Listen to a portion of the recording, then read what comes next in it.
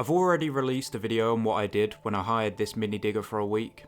It was the first time I'd hired a digger, and it can seem quite daunting at first. So this video will give an honest overview of the entire mini digger hiring process. This video will cover the hiring process, cost and delivery, starting the digger and basic controls, changing the digger bucket, refueling the digger, as well as some problems you may run into and what I did to mitigate these.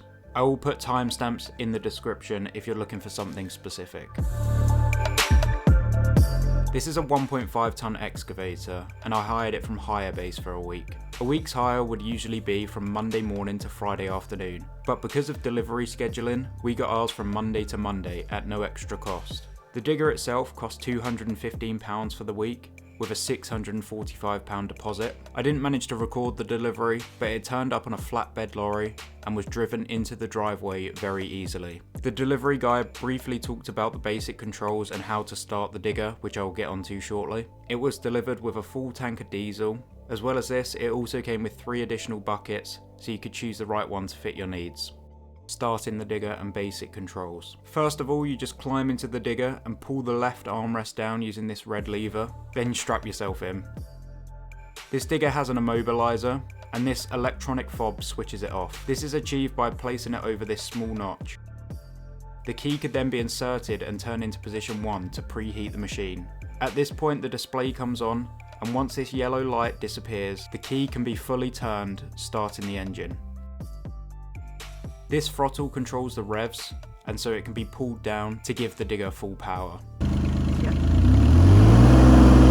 I'll briefly talk about the controls here. I found the best way to get used to it was just practice and repetition.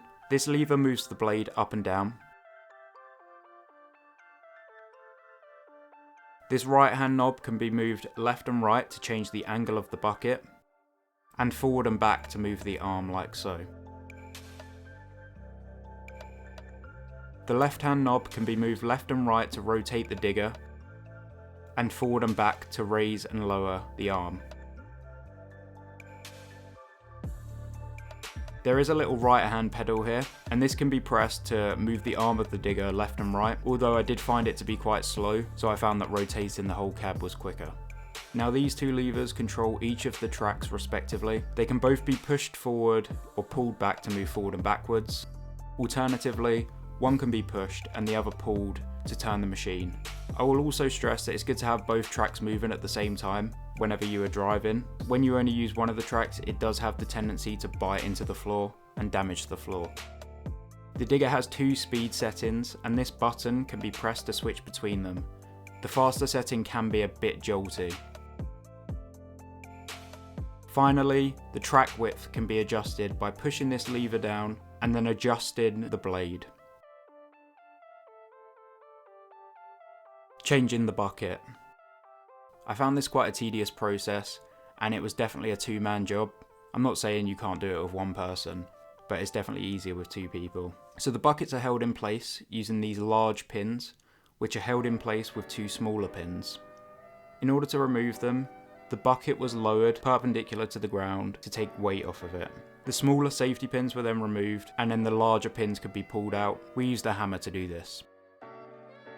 The new bucket could then be positioned, and the arm could be lowered into the correct position. The pins could then be slid in and hit with a hammer into position. Also note that the pins have to be put in the right way round, or they will not secure properly. Another thing to be careful of here is that the 2 small pins do have a tendency to break, and this happened to me, so I just bolted some screws on to hold the pins in place. Refueling. Although it does come with a full tank of fuel, after about 4 days of usage, it was running low. It runs on dyed diesel, and in order to refuel, we just went to the closest Hirebase to pick up some more. We got 20 litres and it cost £35. It also came in a cardboard box, which I just found funny. The fuel tank can be exposed by using the key to open this hatch. The box has pretty clear instructions on it, and you just screw in this little piece of plastic, which allows it to be poured into the tank easily. Now this 20 litres of fuel was enough. It gave a full tank, and we still had some left over, which was nice.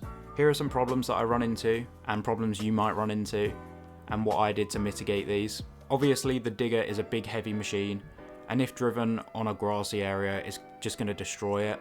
If I was forced to drive over an area that I wanted to preserve, I used some old carpet to limit the damage. When working the digger quite hard, moving lots of dirt, especially using the blade to doze, I did find that it had the tendency to overheat. Now the best way to solve this is just to wait 5 minutes, let the digger cool down, and then run it on low revs for a little bit when it does start back up, just to allow the engine to cool down. When you are digging, the digger obviously has the tendency to tilt. To minimise this and help balance the digger, the blade can be lowered to the floor, adding another secure point of contact.